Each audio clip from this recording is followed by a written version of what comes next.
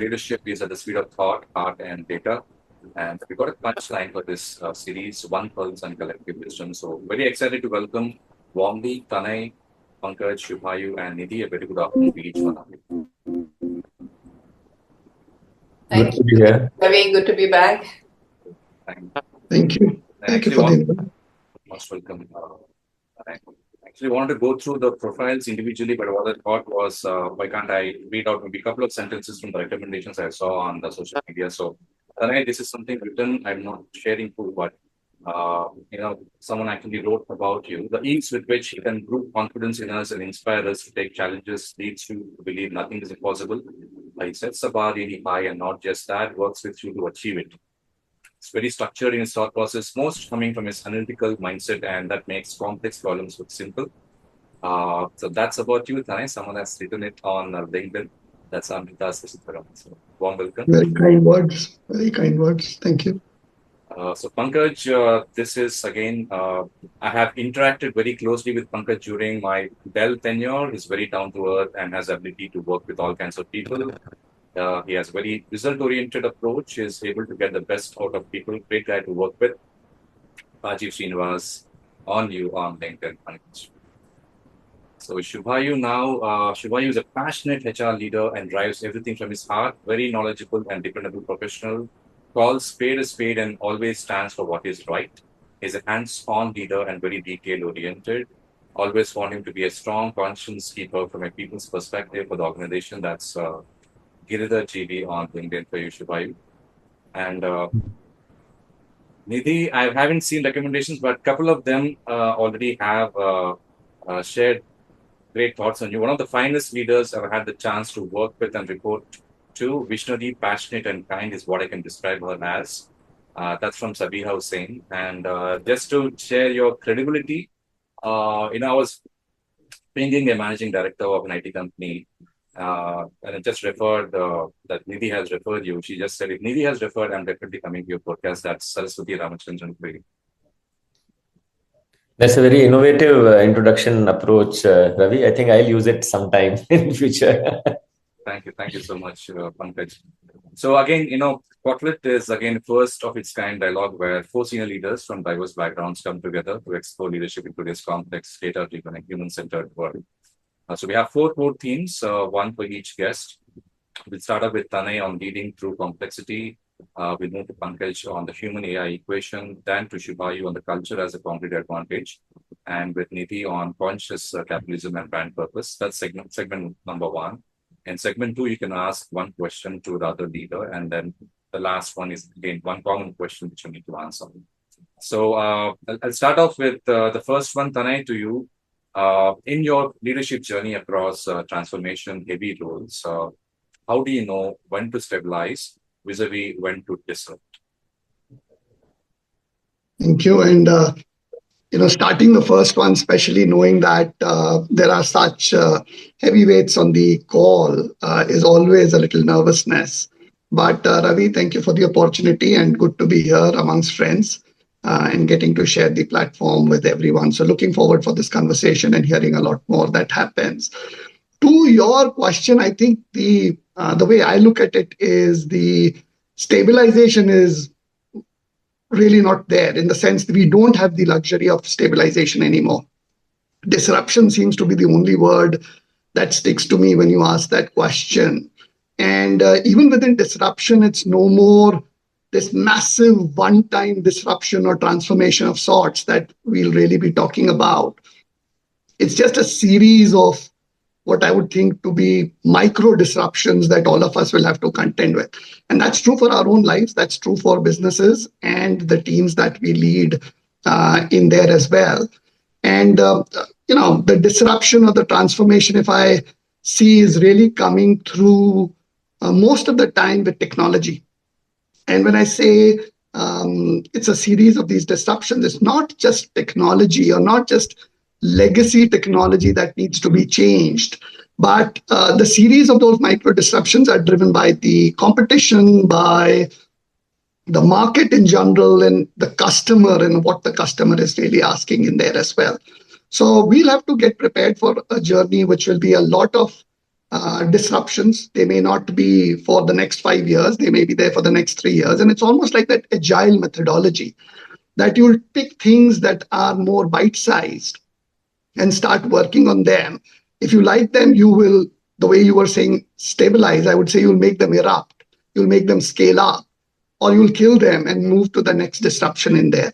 And that's a trickier one because the more amount of these disruptions that come in our way will lead, within teams at least, it will lead to a lot of fatigue. The biggest measure that I would want to put in play to balance between disruption and stabilization, and I'm saying eruption, is to see how the team's really faring to it. If you're finding that in these micro disruptions, the team's kind of not able to keep pace or stumbling or finding that their energy levels are seeping or the customers have started complaining because they just don't know what we are doing, that's the period when we need to step back a bit and balance these disruptions that are coming our way and looking to drive that. So that's how I balance the two. Great, Tanay. Thank you so much for your insights on this piece. Moving to Pankaj, the question is around, as AI and analytics scale, how can we ensure the human element remains central to decision making? Yeah, I think I have seen it in 2-3 different ways. Whenever there's been a new technology, new technique, and in the olden days there used to be Six Sigma. The other word that used to go around with that was change management, and we would always say that if you're bringing something new, change management is critical. So that was one thread that I kind of see, and that happens in any other change. In our own group, when we started doing data science and data analytics, over time, we all, without calling it change management, realized that there are lots of things which were sort of requiring our attention, which were not technical in nature. So our team actually sat down one time and just went through a brainstorming process to say, what have we learned? Where are we getting stuck? What type of a framework or an approach that we can get from our own experiences that can work for us? And that interestingly led to a framework that Ravi has spoken to you about, which we call the 3W framework of ways of thinking, ways of working, ways of doing, the 3 layers. So the top layer is more about what is the problem, how do you define strategy. Ways of working is all about talent, people, all of those things, and ways of doing is the one where really the technical stuff gets done. So actually in these 3W, the top 2, which is ways of thinking, ways of working, really is the same change management culture that we talk about. So I think whichever way you look at it, even if you adopted a framework or you reflected on your own, I think what we are realizing is everyone realizes that the choke point is really our own thought process, our own ability to change, and nothing else. All other things are sort of available. Technology is available, things are available. And I think that we have figured out in many different change cycles. So I suspect that whether people like it or not, they will eventually get to that stage on their own. So it's good for you to acknowledge it and think about it holistically, that the problem that you are solving is not a technical problem. Problem is a much more broader, holistic problem wherever you are. And that problem has elements of humanities, commerce, and technology, and not just technology. And which is what also has made me tell people that you have to become a full stack human being. Just being full stack developer, which is just the science layer, is not enough. You have to add the commerce and humanities on top. And in today's agile world, I suspect everyone will reach there, whether they already understand it and practice it. If they don't, I think they will retrospect and figure it out, because that's probably the only way you can make progress. Perfect. Thank you. Thank you, Pankaj.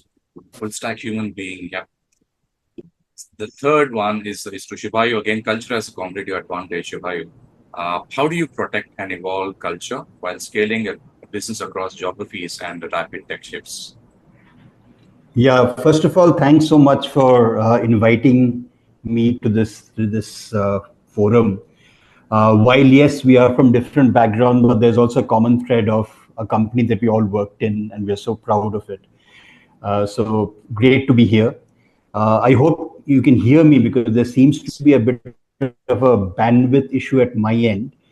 Sometimes I see the pictures are freezing, which I think, yeah, so hopefully that works well. So, Ravi, I mean, the more one kind of thinks about this question, and kind of pretty much alluding to what Tanay and Pankaj already mentioned, I think it's just not about scaling across multiple geographies, and that's also in some senses a growth disruption. But any kind of disruption which seems to be bread and butter today, right? I think it's important that one thing which binds the organization together is culture. And when I say culture, I'll probably, for the sake of effectiveness of the culture, break it into two parts. One is the core values. I think that should not change. Core values of being human centric or being a human organization, having value and respect at the core, looking at providing psychological safety, being a performance driven organization, being a learning organization. I don't think these things have to change. And these pretty much fundamentally define the core, which agnostic of business cycle, agnostic of any disruption that is happening every day, every month, every year, can remain to be the bedrock on which you as an organization flourish, right? And the second part is, which probably changes depending on the nature of the disruption and the business cycle you are in, which is your ability to win in this business cycle, right? So one is the core, the other is the win, which is your ways of working. I mean, the way you look at customer centricity, the way you look at building agile solutions, the way you look at ensuring that you are right on top of the game. Those are things which could option that you're handling. But if you are building that on a bedrock of that core value which doesn't change, I think that is what gives people a purpose to work in whatever environment that employee is working in. That is what, my favorite term, really builds that psychological contract. And which is so important, especially in today's day and age where things are changing so rapidly. Really, Shivayu, thank you so much. Coming to Nidhi, conscious capitalism and brand purpose, the question is around, can a brand truly deliver social impact at scale without compromising shareholder value? And what's the bridge according to you? Sure. Thanks, Ravi. It's quite a loaded topic and question. I think it, even goes into many of the aspects that, Tanay talked about, disruption, which is all around us today. And Shubhayu talking about culture. So, I mean, if you sort of think of what is a brand and what is its purpose, right? For a brand to be successful, it has to deliver its promise. Now, a brand cannot take on an artificial goal of delivering social impact at scale. I mean, it has to be imbued and absorbed within their ways of doing things. And it has to come naturally. So if a brand like BP is working in the energy sector, they can't suddenly get into healthcare. So, there has to be a social impact element, but that has to be within the parameters of the business that they are in.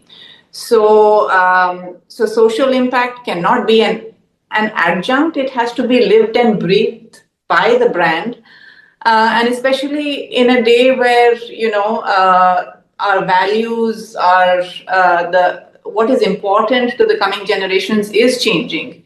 We are living in a world where there is a lot of churn. There are generations holding on to the fact that, hey, climate change is all hogwash. We don't need to be doing this. Whereas there are generations talking about, are you protecting the planet for the coming generations? So now how does a brand operate within those conflicting beliefs and yet succeed, I think is quite the challenge facing organizations today.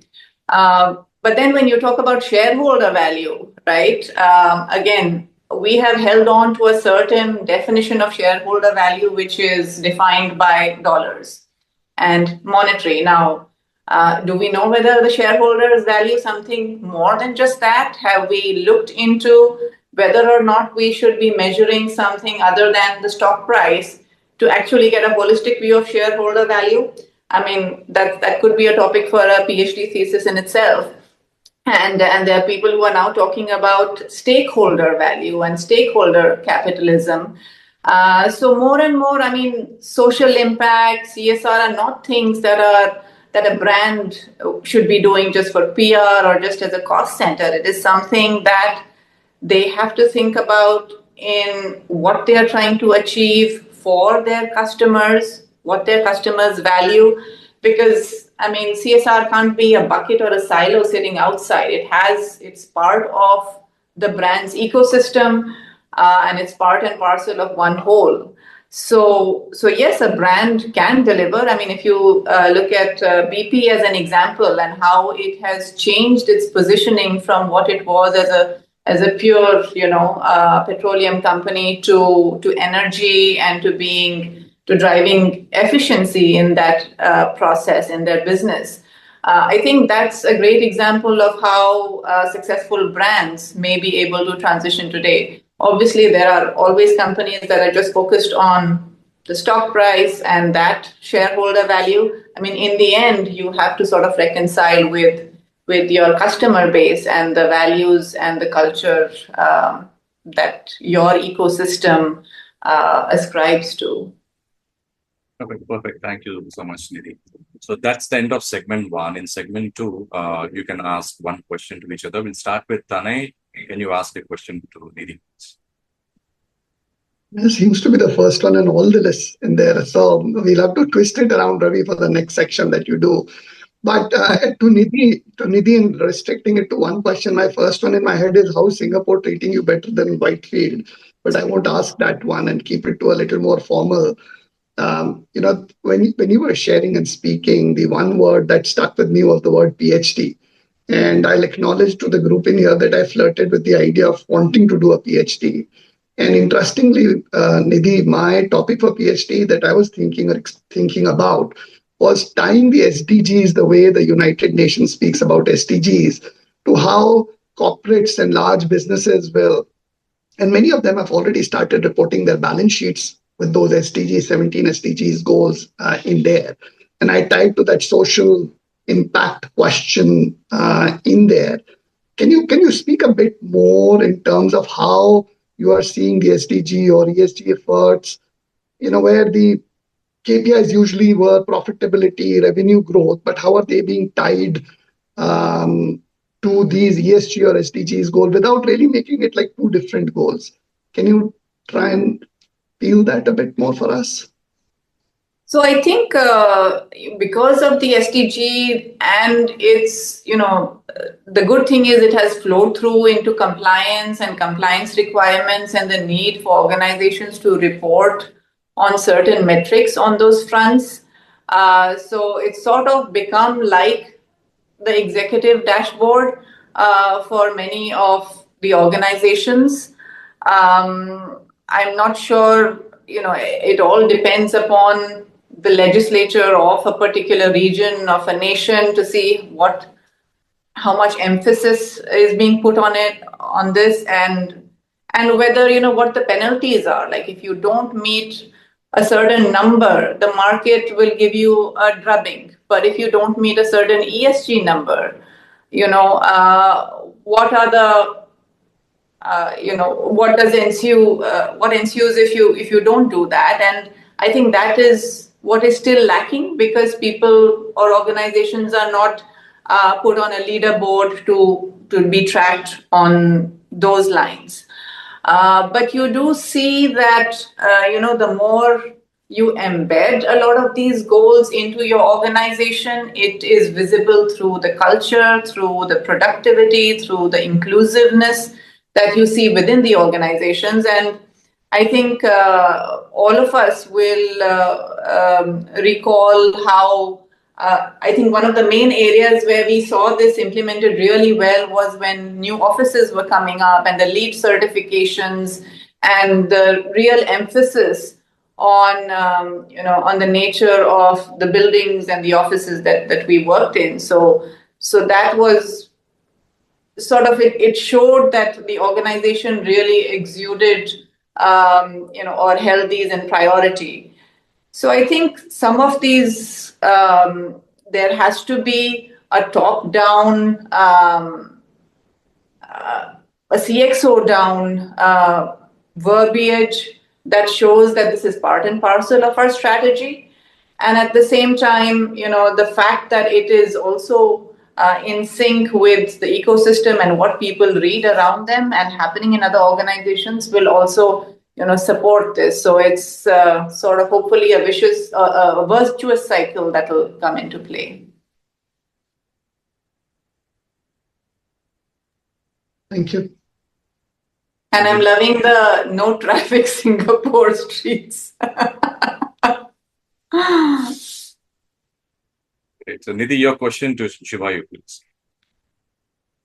Yeah, Shubhayu, I know, HR is probably in quite a bit of a quandary in current days with AI and with, some of the leading organizations and the layoffs that are happening with the coming of AI. And so in this current context where you say, of disruption and of change, what are we missing when we are talking about DEI at the leadership level? So much has been achieved, and yet you see, redundancies and several other things, changes happening where people are questioning whether DEI is a strategic initiative or not. So what's the gap there? Yeah, great question, Nidhi. I think the way I would respond is, I think it's an intent question, right? I mean, what is, and whether it's ESG and maybe DI is one component under ESG anyway, I think it's, if the intent was always there and has been there, and you mentioned about it, right? That, it has to be CXO driven, it has to be, CEO driven, right? I think fundamentally, if I look at all the good things about DEI that were happening a few years back suddenly takes a backseat. Why?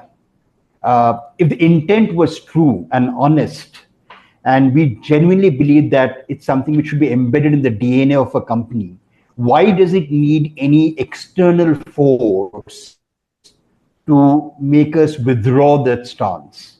I think is a question debating on. I think being an inclusive organization has multiple and potential benefits, both from a business perspective and also from a people perspective. I think I've gone beyond that debate. The question is that as an organization, as a CEO, as a CXO, what is my genuine intent around it? If the intent is not really there, then you look for external reasons, perhaps to, make it take a back seat. And this is what I see happening, right? I mean, for anything to be really part of an organization fabric, I think there needs to be exhibited behaviors with intent. The ecosystem, whether it's, ensuring that the office space is designed the right way, whether it's the kind of opportunities we give to people, those will all follow, provided your intent is in place. And I think that, for me, is still a challenge in today's construct, right? I mean, across the organization. I mean, we have talked about creating infrastructure, we have talked about removing unconscious biases. I genuinely believe that the intent is genuinely there, all this will fall into place.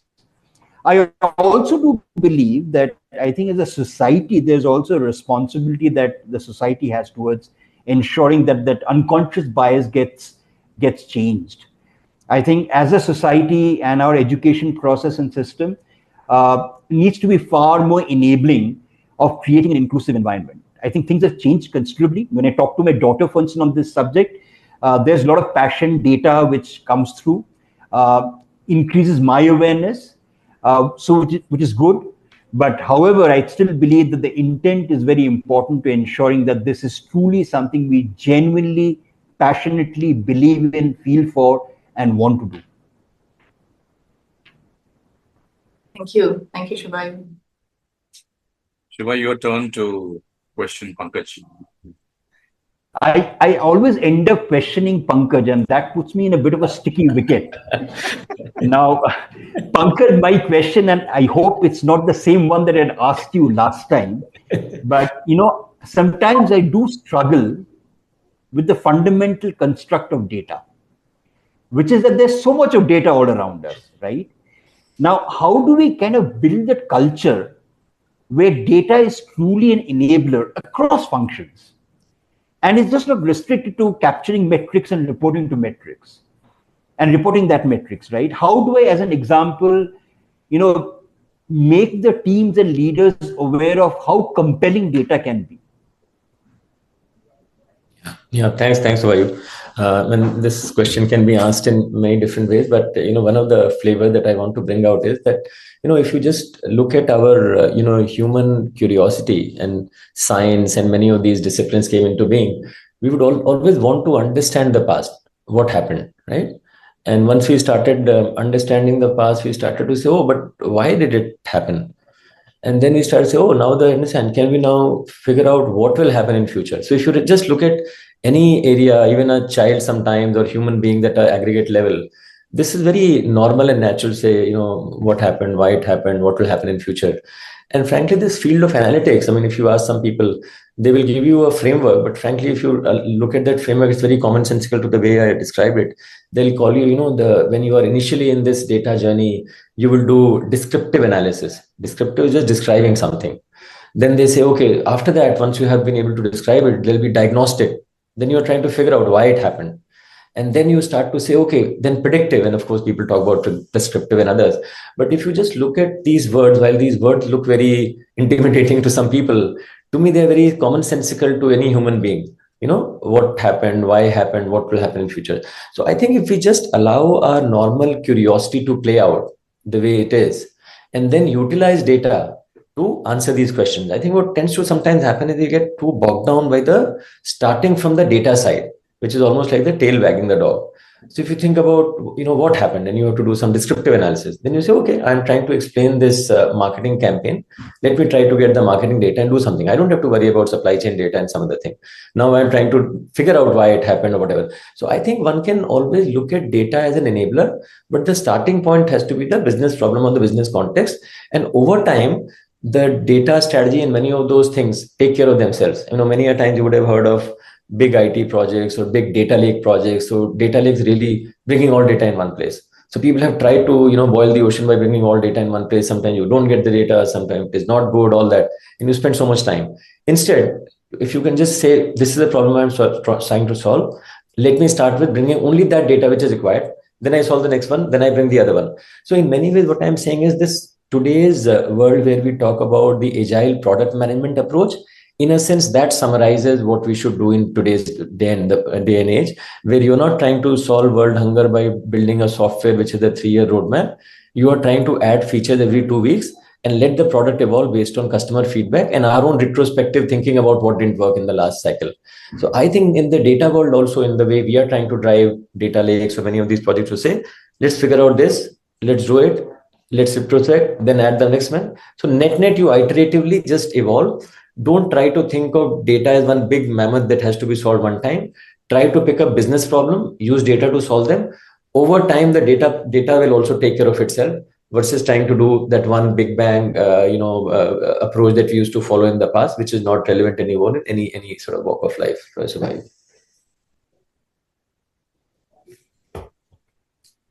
Yeah, perfect. Thank you so much, Pankaj. Pankaj, your question with Tanin. You have led such large teams, and as you grow senior, everyone ends up leading large teams. And we've all found that driving anything across a large number of people, diverse functions, diverse locations, diverse mindset is always hard.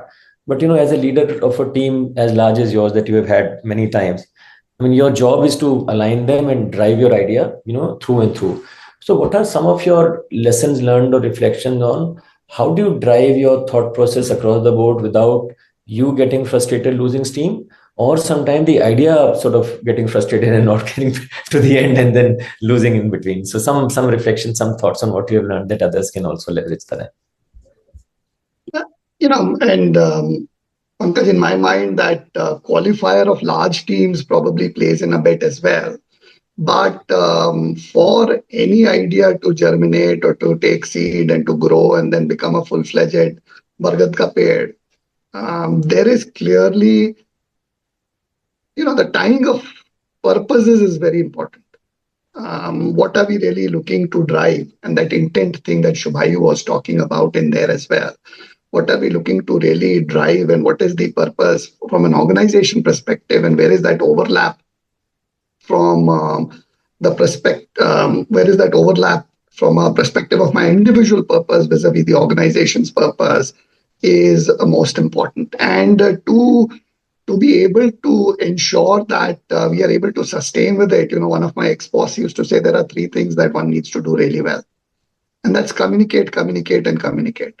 If I'm really clear with my purpose as an organization or as an individual, and I'm constantly communicating on that,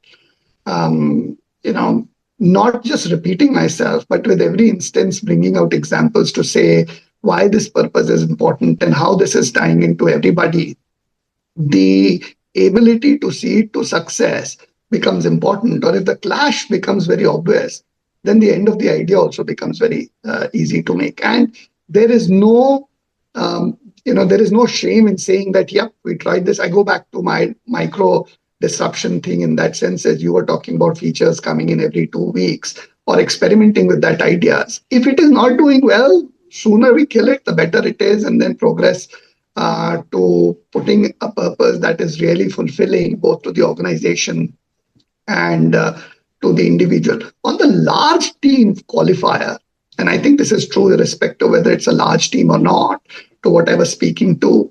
But in a large team, when my first realization came when I moved from being an individual contributor to manager of a team or a leader of a team, because suddenly you realize the success of the team is not dependent on just you and your individual brilliance, but is dependent upon the weakest segment in that team.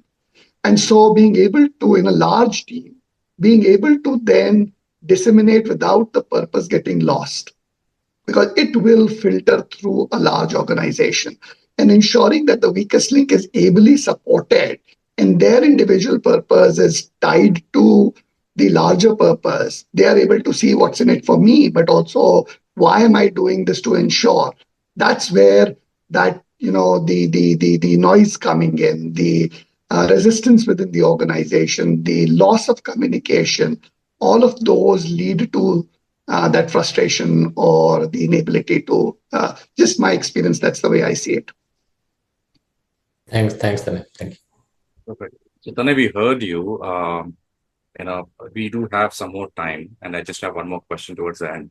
So can we have just one more round? You can actually question anyone. Can be a fun round. You guys have worked with each other over a period of time. So anyone for that matter, any question you want to ask. So, for Pankaj, and for Pankaj, one of the things that I've always asked him is to really say, how is it he that continues to say so networked? And, there is no, any social media post you see, any person you end up meeting to will talk about Pankaj and his ability to do that. Pankaj, can you share some insight of how are you able to stay so connected and relevant to multiple layers, and then be able to ensure that genuineness of that connect still continues, which I've seen for you is always very true. Some tips for us? Yeah, I think, as you can imagine, I've been asked that a lot, and I obviously didn't do it in any planned way. So I have reflected to try and fit a model into my behavior. So the current model that I think seems to explain what I do is, and you guys know me, so you can tell me how to improve that model, because these models learn from new variables and new data. So I think the starting point really is curiosity, just to know more about people, about things, about anything else. That's one, I think, critical thing. The second thing is there is no personal agenda to something to do for your own self. In fact, if at all there is an agenda, it is to help someone else. So normally the curiosity has no agenda, but sometimes that curiosity or some interaction could have an agenda to help someone. So my view is that, if you look at it very simplistically in our lives, if there are people who are, curious, we enjoy the company of people who are curious because they learn something from us. We also learn through that mechanism. And there are people who are helpful to us. They also we like because they are helpful to us. Why would we not like them? So my view is maybe just a combination of these two happening, over and over again, because I meet a lot of people and I do that. It just accumulated over time. So to me, that simplistic model seems to explain, but I'm open to learning about any new variable that any of you can throw into it and make the model more comprehensive and robust. I know you've got a 3C or a 5C model, but this is a 2C, curiosity and compassion. Simplistically, yeah, that's what I think. Pankaj to Nidhi. Yeah. No, I think the question for Nidhi is quite obvious to many of us that, she has taken a kind of a break from corporate life after working for a long time, right? And we all know that all of us will take a break one day from corporate life. Either we retire or any other mechanism. And hopefully, most of us will have a long life to do after that, kind of corporate life. So I am curious to know of the initial reflections and ideas that Nidhi has gathered about this topic, because I think this topic is relevant for everyone, wherever they are in their stage of life. And the earlier people gathered some of these ideas and started thinking about it is very, very good, because sometimes I realize that we get to some place and then we start thinking then, versus if we had already thought of it, maybe we'll do a better job. So this question is coming from that place, Nidhi, that you can help some of us through your own experiences and reflection, maybe provoke some thought or share something that you have learned, which will help all of us. I think it's still a work in progress, but I think one of the first things that struck me is, how we think about our own identity, right? And for many of us, what we've done through our early part of life is like, you have to acquire the credentials, have enough capability to get hired, then get into a corporate job, and then you're, sort of figuring the career ladder out and the corporate ladder, and you know that, okay, you might move laterally here, there, but it's all within a corporate organization, and that's how you start thinking of yourself, that this is who you are. And that, is something that I feel one should think of oneself in much broader terms than just your title and the organization that you're aligned with, because who you are as an individual is a lot more than that. You have hobbies, passions, relationships outside of all of this. And you tend to sort of, your present day becomes all important. Your tactical maneuverings become all important. So how do you step back from that and just take time out from some of that while you're in the midst of your career trajectory to have a better grasp of your identity and how you think of yourself. The other part, which I think was also triggered by some of, Pankaj talking about, and everyone actually talking about learning and, how many careers an individual will have in one's life. And when you think about that, okay, if 15 years is your average time span for a certain career of one nature, right? So when you grow up, it's all on your parents to prepare you for your first job, right? They are the ones handling your schooling, your college, everything. So they are the ones who bring you till there. Now you get into your first 15-year stint. But after 15 years, maybe you're going to switch into something else. Now, who is preparing you for that? And we have not started switching our heads to think that, okay, now the next piece is on me to figure that out. Until now, it was someone else, someone who was a benefactor, who was always a well-wisher. But you have to think of yourself as your own well-wisher, that, that my progress, my happiness lies within me, and what do I need to do to act upon who I will be 15 years later.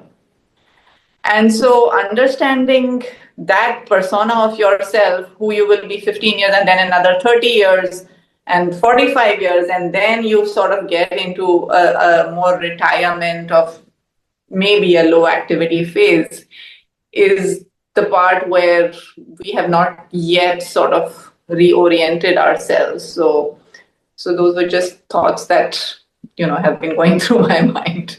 I thought I took two sort of key takeaways. One was broaden your identity beyond the immediate corporate identity, which seems to sort of become the main thing. And second is take charge and start imagining something, because there's no one else who has imagined that identity and will do something about it. It's only us. We have to do something about it. So those are my two takeaways, Nidhi. Thanks. Yeah. And if I can, Pankaj, just earlier today, I was talking to somebody I hold very dear, I think in our careers we find role models that help us define those 15 years. At this stage, some of those very well-known role models for our own selves who can help us. And Nidhi, you will be our role model as we progress on this.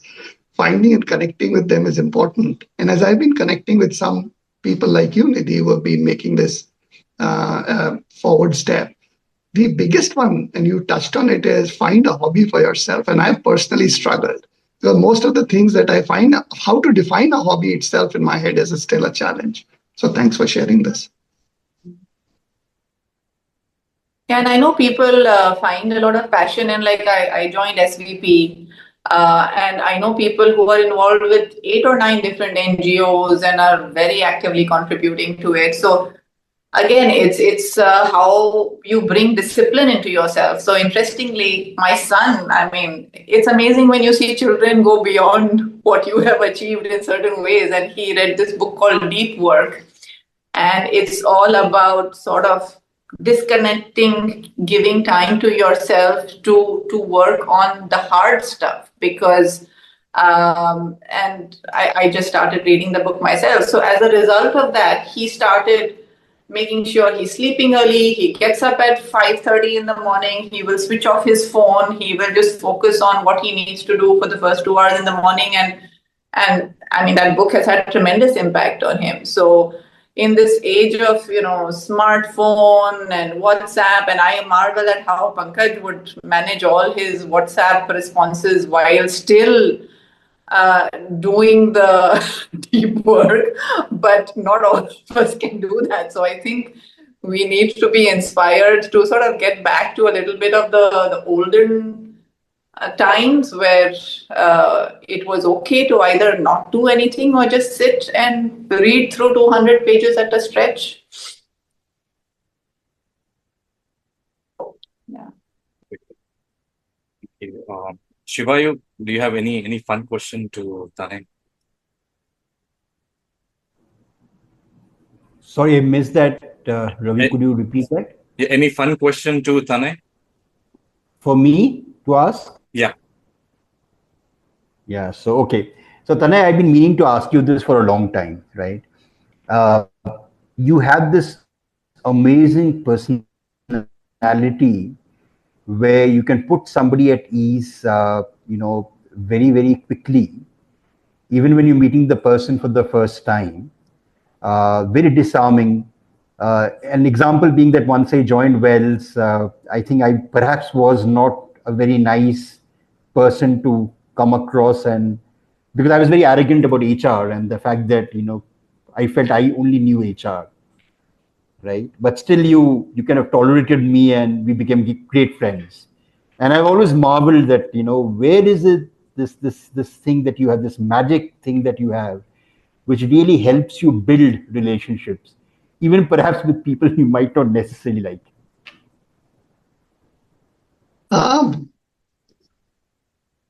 For the trivia, Shubhayu and I were neighbors in our first set of offices that we had within Wells Fargo. And a lot of interesting conversations that we've had.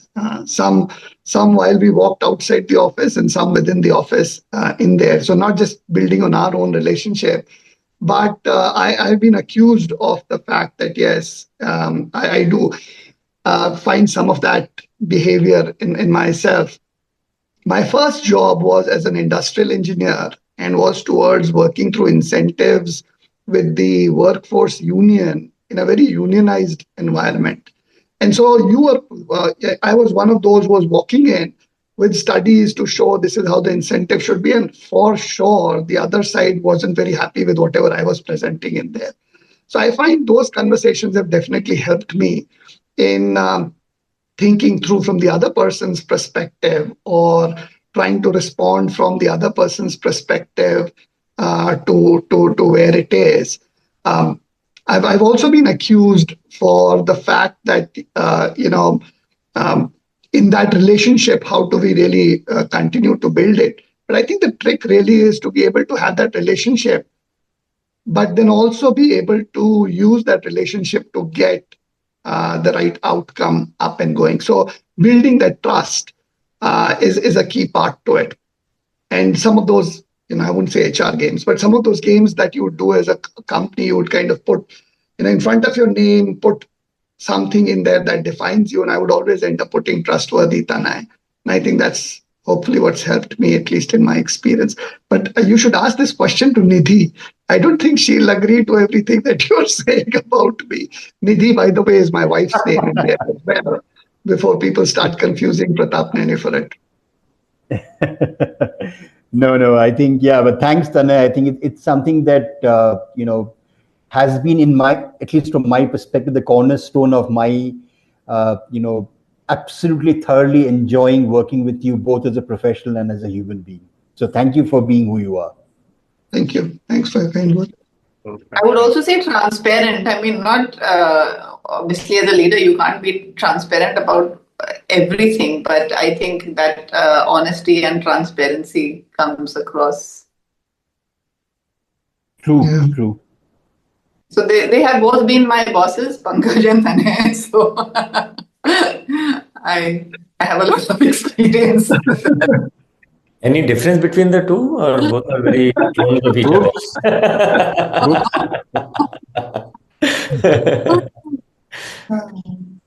Perfect. This is Pankaj well left. Did he just did to that requires another podcast. Okay, Ravi, that's a hint to you. Perfect. Thank you so much. So the last question before we actually wrap it up, we just have another 9-10 minutes now. So anyone can take it. I believe the question is around, if there's one decision you would reframe today as a leader, what would it be? I can take a shot at it, Ravi. So many a times I realized that when taking some decisions, we are thinking many a time inadvertently also about our own self, about our style, about our thinking, about our whatever. I think if somehow at any point in time, the purpose or the goal become the only North Star and everything else becomes subservient to it, that would be much more better. Although I also have always strived to think about the goal as the main thing, but many a time I'm also limited by my own leadership style, my own approach. So for example, I'm a type of a person. I like doing things in a certain way, but some other situations require me to do things in a certain different way. So let's say I'm very inclusive, but sometimes it requires me to act very quickly, very, this thing. Sometimes you can't consult everyone, all of that. That's not, my second nature. So I have tried to stay away from taking that stance. I think many times when the situation also required it. And similarly, I'm sure there are leaders of a different variety whose natural style is X, but some other situation requires to Y, Z or whatever. So I'm just taking extreme examples. So I think if somehow we can look at our own self as a variable in the equation, which is hard because we think of ourselves as a constant, that is the only one thing I would remind myself, and I would remind everyone to say, if we can do that, I think we'll be more effective. Perfect. Thank you. Thanks so much, Pankaj. Yeah. So I'll kind of perhaps build on it, Ravi. Tanay talked about being accused, I think, a couple of times. I've been accused of being too much of an idealist. That there's a certain moral compass and principles that I would always take precedence. I would make them take precedence over sometimes a business situation. And I do realize that there is a fine line. You can balance pragmatism with idealism. And that's something which I've had to recalibrate over the last few years. Still learning, but I think that's something which I wish I had done it earlier, because at times my own team has perhaps suffered because of my idealism. Thank you, Jibu. Tanay, Nidhi. Just so that I've got the question, can you repeat the question, Ravi, so that I've kind of got it right before I respond? I think I heard you, but... So if there's one decision you would reframe today as a leader, what would that be? Okay, yeah, I think I heard you right the first time around as well, Ravi. And hey, by the way, you haven't asked the fun question to Shubhayu. So I do have for that, maybe before the recording finishes or after that, we can decide. Sure. But in terms of, that one decision, and if I was to go back in time and speak to myself as I was getting into my career, is how I framed this one. I think my parameters, um, in terms of how I was looking at myself, and Nidhi spoke about it, or just the decisions that I was taking were very narrow. Most of the time, it was around only the business outcome, or only the team, or only the career, or only that profession in that sense. So if I had to go back and I had to do it all over again, I would widen that quite a bit. And honestly, Pankaj, I don't know what this full stack person that you spoke about means. But if it is any closer to what I'm thinking, I would say there are multiple aspects to us. And I think as we track ourselves, I don't know what that book says, Nidhi, that you were alluding to. But if I look at myself, those multiple versions of me need to all play together. And I need to start that much, much earlier. Thank you. So I'll let you ask the question after Nidhi answers this. Yeah, and I think what Tanay spoke also reminded me of. So some things very early in my career, and which whenever I speak to campus grads, which I used to do quite often, was to always tell them to be more uninhibited in reaching out to people, to not feel intimidated, to know that they have the luxury of making mistakes. And, even if it seems stupid, so be it. Because I felt that if I had been a little different, certain things or milestones in life would have not been as stressful to go through as they were.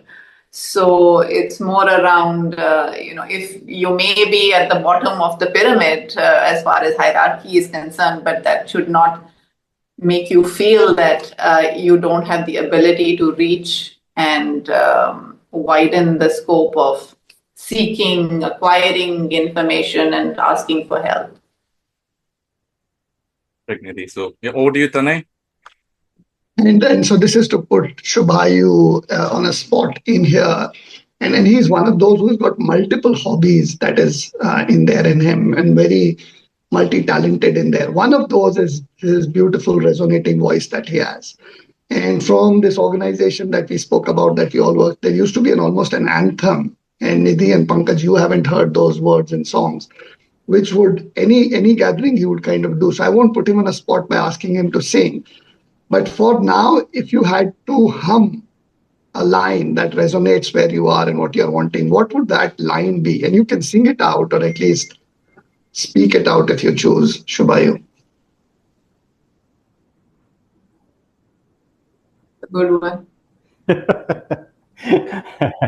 Yeah, so that's kind of putting me on the spot. But honestly, I think, strangely enough, I have a ready-made answer, which is Kal kya hoga kisko pata?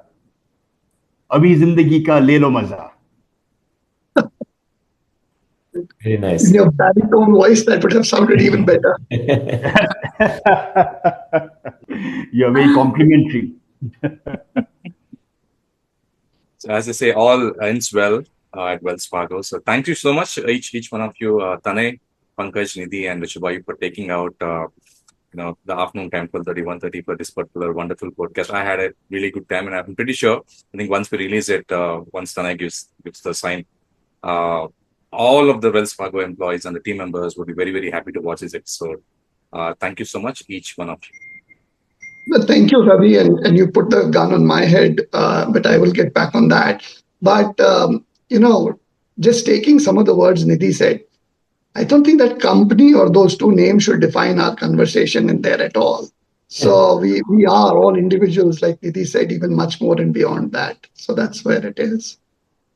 Thanks for the opportunity. Ravi, we will post it in the alumni group. Don't worry, we'll get more mileage.